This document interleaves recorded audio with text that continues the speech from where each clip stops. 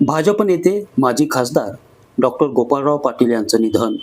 शिवछत्रपती शिक्षण संस्थेचे अध्यक्ष तथा भाजप नेते माजी खासदार डॉक्टर गोपाळराव विठ्ठलराव पाटील यांचे आज मंगळवारी सकाळी 7:12 निधन झालंय.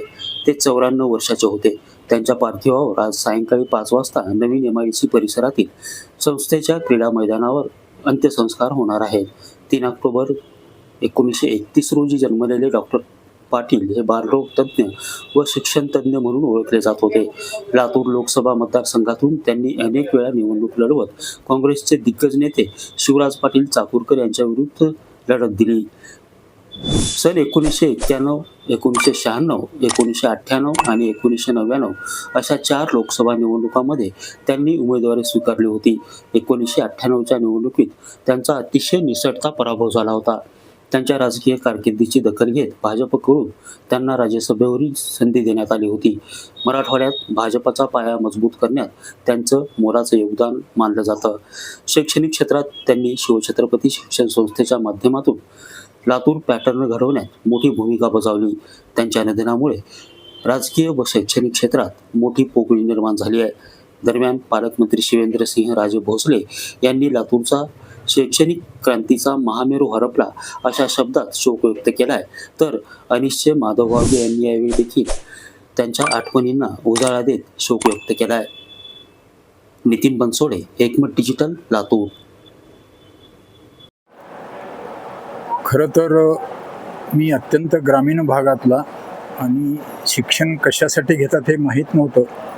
अशा वेळेला मला राजर्षी शाहू महाविद्यालयामध्ये प्रवेश मिळाला आणि माझं शैक्षणिक पालकत्व पूर्णतः महाविद्यालयाने घेतलं. कमवा शिका योजनेमध्ये संधी दिली आणि सामाजिक कामासाठी जे काही चांगलं करता येऊ शकेल त्यासाठी डॉक्टर गोपाळराव पाटील आणि शिवछत्रपती शिक्षण संस्थेचा खूपच पाठिंबा होता. आणि मी ज्या चळवळीमध्ये महाराष्ट्र अंधश्रद्धा निर्मूलन समितीमध्ये काम करतो, या चळवळीबद्दल तर अतिशय त्यांना जिव्हाळ्याचा तो प्रश्न होता.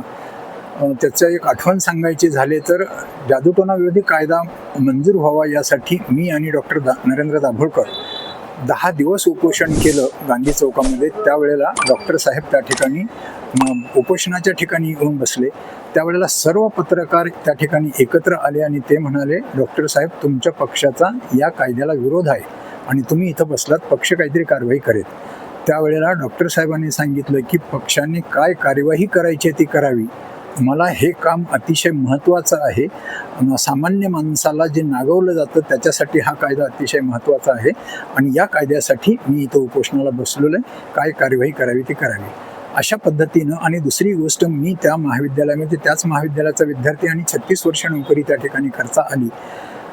एकूण काही समजलं जात असतं की ही मराठा समाजाची संस्था आहे, परंतु डॉक्टर गोपाळराव पाटलांच्या बाबतीत मी स्पष्टपणे सांगू इच्छितो की कुठल्याही जात धर्म पंथाच्या पलीकडे जाऊन त्यांचं शैक्षणिक करिअर बघून ते मग ओपनच्या जागीसुद्धा मागासवर्गीय प्राध्यापकांची नेमणूक डॉक्टर साहेबांनी केली. याचं कारण असं की त्यांचं शिक्षणाला अधिक जास्त महत्त्व होतं जातीपातीच्या पलीकडे जाऊन. आणि म्हणून अशा पद्धतीने डॉक्टर गोपाळराव पाटलांच्या निधनामुळं शैक्षणिक, सामाजिक आणि व्यक्तिगत माझ्या पातळीमध्ये खूप मोठी हानी झाली आहे. माझं कुटुंब आणि संपूर्ण महाराष्ट्र अंधश्रद्धा निर्मूलन समितीच्या वतीनं मी त्यांना भावपूर्ण आदरांजली व्यक्त करतो.